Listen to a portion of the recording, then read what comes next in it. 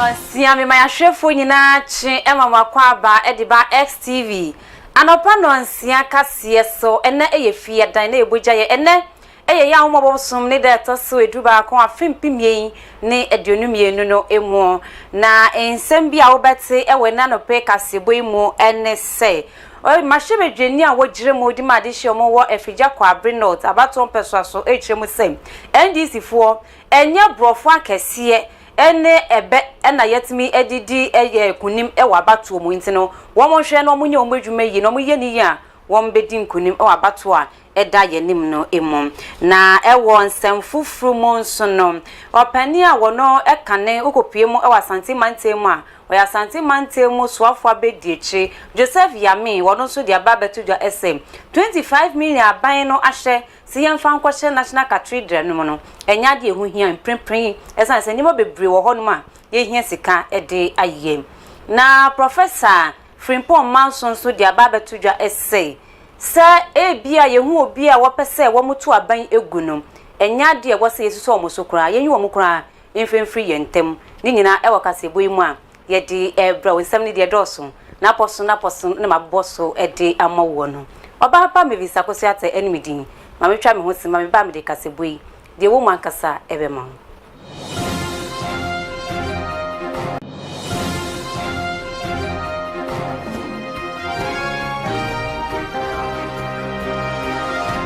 ahwefo nyina achi esanso emamwakwa aba ediba XTV anopa no nsia kase so efrinkrampo ne mantemu pokwase festos adom plaza building ne mo enna ye hye sanso okopiemu ewa befo tintankese no so a Facebook eye XTVGH YouTube XTV Ghana TikTok XTV 391 IG Instagram eye XTV Ghana yen hensem na se yen free amanyosemo mahwebedwani a wogire mo wodi ma de hye omo wo afigya kwa Brinot abato mpeso so eyo pene Collins adoma kon mensa wodi ato NDC fo nyina enum ese wo mugya ya brofa kese na wo mo ekeka no na nye no ene bema wo medi nkunim e wa afimpimie ni adunu nan abato no emu wo chiremu se emraso se niema wo mo ye afimpimie eni du nsia na afintunu afimpimie ne adunu no ma wo mo edi ntwo no wo mo hwe no mo siesi ni nyina na so mo timi siesi ni nyina radia ende wo mo tiye yi a won besan so edi nkunim e wa afimpimie ni adunu nan abato a eda ye ni menti wo mo giran sa abrofo akese ene nsem kika ensem fata na mo kika no enye no ene be ma wo timi edi nkunim ya mutu. Okay. You don't win election with big English. Oh. You don't win election with adages and proverbs. And that's when there's a shout of a thief in the marketplace. That's not what wins election. What wins election is when you train your polling agent to be mathematically inclined. They have not even been able to tell us on their own the votes that they got. When the Supreme Court, when we were investing in technology and getting our results within 8 hours after the election, we saw His Excellency John Dramani on some NASCO something. What are you talking about? Big English do not win elections. You cannot overturn election by coming to Parliament with a motion and calling for us to investigate why there was a thumb-printed ballot. What thumb-printed ballot? What's he talking about? Ntina onyonyam ni Collins aduma kumensa mahwebedwani adima de hye omo wo afigya kwa Brinot about 1 peso so na ekane NDC eye Asante mantemu soafo abediechi eye pani Joseph Yami wono so e de atodwa ese wo keka wo tete sa yesi yetimi eye sikabotre 25 million si yemfa nkwahye National Cathedral no mo wo twemu se imprempren ebra ye wo mu enya no nehia wo twemu se eyade anamkofo esu se yenti omuka ye sansom National Service Personnel no wo mo so esu na school feeding program yekura no enya de a ekoyie enti na ban na hwe no fa na ho ode ne nsika emfa nkwahye eho no National Cathedral de imprempren ye wo mu de enya no eni ehia bia ye oka asemi na de ekoso nti a wo kan sa asemi eskase eto asansemi so ediamo Yabra ndisi amanyoko a wono ewo akrofrom asantemantemu edi wa fehia de toso eduasa na Joseph Yamin eritu dwase sa Ghana City opepe eduonunu mu a aban no edi asiwa a osibodisi National Cathedral no enhyedanya ade a etasomu esanse emofra pii ene wosuko mu a wono enya eduane ene esenti sa aban edi kɔ hɔ no mu a ebeboa. So at this particular moment where national service for are struggling to get or more allowance, near was so for we are happy to say aban ma me 25 million as against enkwara omo ye adwuma yenti omka ye wo school feeding na ajai caterers no enya de a yeti omka bosumi ni school nkwara na ye to aduan mu di ni because aban ni ska but asofo are happy. See, Abaya 25 million at the amount of fancy cathedral. Now, see, cathedral and Korawe now. How many was Nurses training, Yentiomoka. Abaya is not having money to pay them, but Abaya was 25 million. So, Yami, if you can't wait at the time when Yami catch and say, no cross of Fobasum Yame home to crib. Not a dime be an answer, people be a black. And which John Alexander Akon, Enkane NDC. Apenso asantemante muswafo enso editu jase Ghana mampenyi na Nadankwa Akufo-Addo amemoede ekamia ese bibia akechire. That's de who says that something say about Frank as so the signs are too much. The own person Ghana by sa then can the other two and also to asosa anje bi kura man ndina hosa unfortunately Ghana ko ne chedodo and that's so hard because anyesa Ghana po nyina sorry enye this for Ghana man nyina e man de ekoro de enye kura nsam no ka edoso too much utumi kanwi e say ma yasoda ho yi ya te hwan ma obi asonte because etu de onim obi oba obo Ekrakra no Joseph Zuma ya wono eneye abato mpesua no so twerɛtwerɛfo ade no so kadifa amanyoko no ho enie nti abota ne se benya sitwe age ye wo vision to develop Akrofrom constituency infrastructure, the health sector, the agri sector are the backbone of this constituency, no? The education sector, the youth, no, unemployment, no, you be upgrading, no. Now making sure say the antidote to cure the youth employment rate escalate.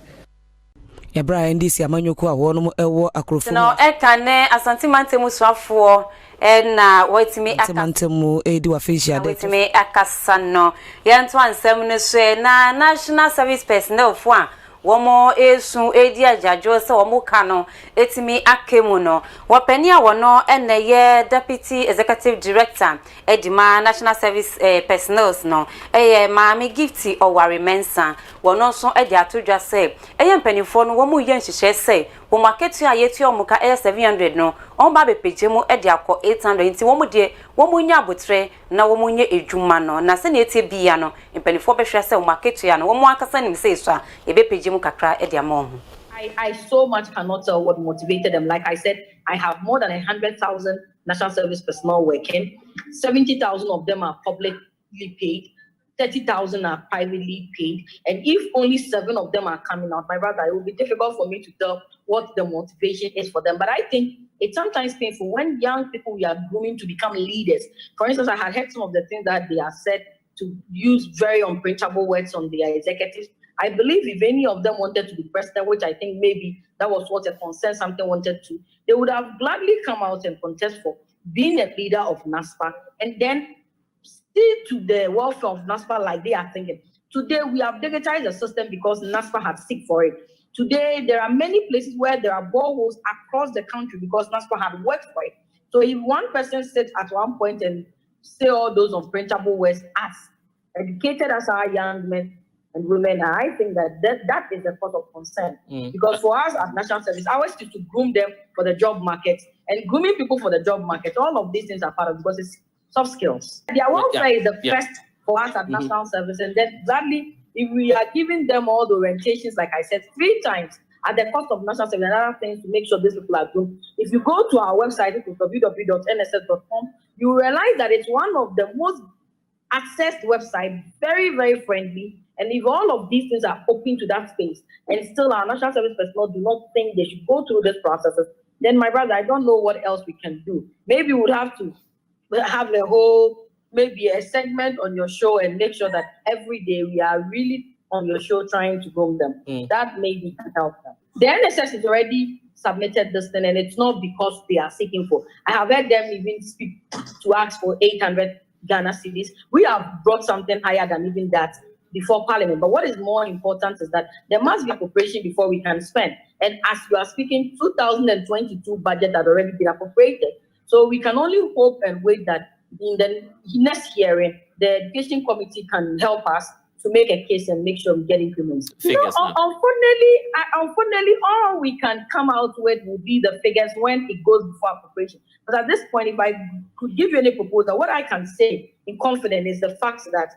it's more than the 800 that they are seeking for. I so much cannot tell what motivated them. Say, Mami Gifty or Warri Mensa, no. Deputy Executive Director Edma National Service Scheme no. Na yanto akase no so ene fon kopiemu e won semfu from General Superintendent Edma Assemblies of God Reverend Frimpong Manso wono so de atodwa ese say yehu se wo bi eye nhehye so obetu aban yi egua ma yen so ne so ketektektempo yen tempan so wo se yetimi ehwe se emra no ne nidi se na se fata na ban tu gudie enya de ye pebie e wo man Ghana mu. No, I cannot speak for the church, but I, as an individual, I am worried because coup destroys every nation. We have seen it right from the 60s until 92. The instability, the sudden changes, killings, anarchy, and whatnot. Firing people. It couldn't change lives. So now Reverend Frimpong Manso wono eneda Assemblies of God asori no anno. Na wo himpo wono so ewo doma traditional area wono so dia babetudwa ese. Die koso ewo bokono nani je ho. Enani asi etututu ekoso. Enani asi ekomafo ne eye asrafo enyantokwa. Enani asi ahinsem peja ewo boko wo chemu se. Sadie ekoso nyina no. Enya dia etwe yie enti wo sre wo mo ese wo mo hwe na sundwe mapa intimi emra hono sre nuanom a bewo atifi mantamu boko asemwe ma adwene ho ene nsori ye nhwe mfo nso hu se ntokwa bi ekoso ho munchire mu no de ese manhu kosi sembetna na me kasa amesre muranom mienu na yiri mpapa na preko pe achamade ofam se ne ba panyine ne me na masre boko na ba sebe mienu bebetimi asem na ewo soro ho no bebetimi amana asi esre muranom mienu Kwamensa damensa yem bede she abu nkotodwe kwame papa chew bebre o papa chew tokwa no bentwa so Sino domahene ena wetime akasano na yanto akase ne se ne yemfa nkopie mu ewo nsamfufromo Ghana fo nyina beka ya enche kraye afimpimie ni aduonunimo eye wo mampani abediechire ahaji Dr. Mamudu Baumie abra NPP fo eko aprobo na wo mubotoa ehwe se Ghana fo ebehwe omo sem omo keka so na yetimidie to aba ede ama omo no wo mampani abediechire ede aba betudwa ese eye pada imaba no so no eto a ewo so no aban ebeyi ede efeso se na beya won betimi atode siesie omo hu yie na etimi aboa na yade wahodo am yetimi niam ahodo a yade siesie ye ho no ebetimi ade abreye no ni nyina eto ebetimi etwa na so Ghana fo ahwe ni mu enya ade asa bohye etimi ebemo na nsantwefo bom homodin ekopie mu ewo choko ne mpetem a ababetodwa sei impanifo imaba wo ho nyina no sese no sense pad ne boa ye denti no sese no diapers na afen store true eni nyama bia ensem fata ena busum so na wo bu wo monsa wo mo edisiesi wo mo ho eyarahosem wo mo eni sentrefo ekasa eka wo makosem pa edi kire yen na ansa na no yenko ne kohwe nsem a wo mampani abediekire ahaji Dr. Mamudu Baumie eka yemre bi etwemu efa pad ho. We will eliminate import duties on sanitary pads to improve health conditions, particularly for girls. It's very important, but what we want to really do is to make sure we produce the sanitary pads in Ghana. We will eliminate import duties on sanitary pads to improve health conditions, particularly for girls. It's very important, but what we want to really do is to make sure we... In a way, Sema or Mampeni Abediatre Ahaji, Dr. Mahmoud Baumia Ekaye, Afimpimi, ni Eduno no Emo Abra. Womo kwa probo eye campaign say eye Ghana for interest anime nyina so ne womo to abanfa ma womo no e na woka asasemi na eno ne ebisa say sasemi a woka ye womo timi edi so ana da bida ye kopie mu e wo choko no womo eche say no pad no ni boaye din papa inti say e ba ne say busum ni ba be wupe na eja womo ayemhihie enye say oya womo femu no na eja womo aye no mo sika womo di beto pad mpo ansa nampo ometimi edi esiesi womo ho no e yara hosem kese panti no womahu ne say no diapers den kwala ne use ni de ni bo onye din no eno ena bebre no afi won wa sha asese womu eyiso a ebra womu bu womu samu di sese womu eho wo na le 5 cedis 50 pesos no ho le 7 cedis shi bia ne 9 cedis o ho le 10 cedis ne wo bia ke no na menwo na meke petrol da na ngno If we are entering new months, I become worried because the sanitary pad first we used to buy it 5 cedis, but now some are selling it 8 cedis and some are selling it 10 cedis. She is sometimes forced to use unhygienic materials, which can have serious reproductive health consequences. The money that I was holding at that time is 5 cedis, and it's come by the sanitary pad, so I need to buy 0. Inchio ebia kabia no wafiat me fio spirit ka gbene nkagme papa sia ne ke ye 1 cd e wa mi hu ke agba ke dan ma sia ma chake ko shi pa de ne ke ga woje fe shi etefe ni mi chake o bia ne papa sia bonke ya use so papa ke tiro kenye ma papa sia use so tiro be ga ya here ma use so ma fele enyo ma use the 2 times allo eko mi tik o ba useless mo 2 days alo 3 days baba fe ko ba futu me enyo 5 cd e o ko nyi 6 cd alo 7 cd o ayo enyo 5 cd no manage ole naka bia ne no po enyo 5 cd bia ne ko be 4 cd e o ba bula ke ko a he je epepa ni o ko a enu e ba gbo no epepa bia ne 8 cd o 8 cd bia ne ko nyo 8 cd be sani o ya back no akota ko e we have seen in the news, we have heard stories, and they are real. It's not like someone is making them up, where girls are exchanging sexual activities just to be able to purchase sanitary pads. The prices it's just outrageous, you know, and it keeps increasing every day. It's becoming expensive to menstruate. In December, we bought a box of soft care pad, a box with 24 pieces at 95 cedis. You may want to do the division. Just last week, this same box was costing 165 cedis on the market. So you want to divide that by 24 and see the difference over the period. It's just outrageous. Over 50% hike. Intino dear Koso ewo choko in company mantemo eno ena yebo ede ama wono eno echi omudia de sedie ede fan central for so say yenka tra ban say omo panichew e pad no wanted to so eto no wanted in fefu no mutimi to no fensiesi wo ho. His Excellency Nana Addo Dankwa Ekufu, we beg of him he should reduce the prices of things. System me wa wonpi onpi wo blo ahun wo wie mo ya hie ko wo ka abapo na ka wie po mi sumo ni wo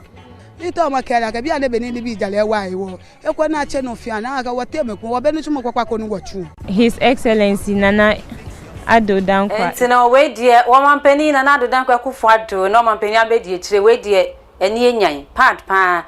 pampers pa na ye de ebu yensa de eni enyan intinitem pass no wo hwe na wonye bibin fanfa oni bo hye no wonhwe sei obedi so eto no keke yenyi mfemfe so se be yempo yenye bi wo man mo yebetimi aboan metimi esiesi ye ho na enkonkofa yade bi nso emfa emre ye yengira wo musemisu ne na no pe ka se yede bre wonom yemfe ni nyina mfensi ameda wase se wonya abre ni adaje na wo hwe ye na ena no pe wona mo gina camera na chi emame eye DJ Y8 abra fit etane chi se pintim Samson ena MC aholo eni twa me tu ma Bismarck nso etane chi nipa kunchi nsem nyina gukrata so ma me mambe kenkan edima wo eye Zinab Ahasa na me amekinkan edima wo nso eye Obaapa Mavis Akosua Atteh na ena no pe ena eye fiada ebia wobekọ engagement wobekọ wedding wobekọ eye bebi a wukọ bia wopese wo siesie ho yeye uti emo yeye wo make up fefe won say wo moyre wopese yeye pa edema wa bomadia na fre chichi e wo 0547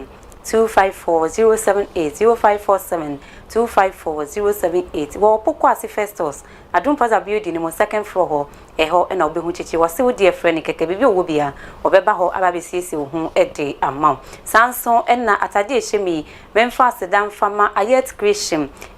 se men kan cho se bebi opese wo ko bia upa atade ede ekono South African we na opese ye pam ede mawo se bia memma ne man kwala ne mpanifo obi bia rasa ne wote bia no wodi oba ne chen ya obema atade fefefe ahye e de akọ program biara opese wodi eko de hia ne se ono so be frɛ no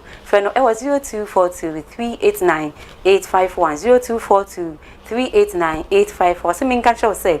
uwo baby opese osu edwuma fa ne bra na chen no be hye no ma ono nso etimi enya ne nsa ne nwuma etimi aboa no me pa cho e bia na we bie school we bie hotel restaurant anapose clinic anapose yourself wo pe airtime preachi na wakanya kopo asem ama ganafo ne wiase nyina etimi ehu ate won kadea XTV ya bapa edi amount ye ne wo beka bomo ye beboa wo ma wo so etimi aboa ye wo ne impanifo betimi akasa e wo 0204 700404 0204 700404 baby owo bia wo de free nkeke ye ne wo be retwen komoni abodwuma no ho deru edi amount ne aboa wo ma yenso yetimi enya ho faso ne ebi medawase se wo be yesa pepepe edi amame me so we so die agudie mo nsam de wo petie de wo pa hwe no eno ene de bro enti bomadia enyi we fidin free free sense de aka we chi no edo so minya be ma no wa ye krado papa wodi e bro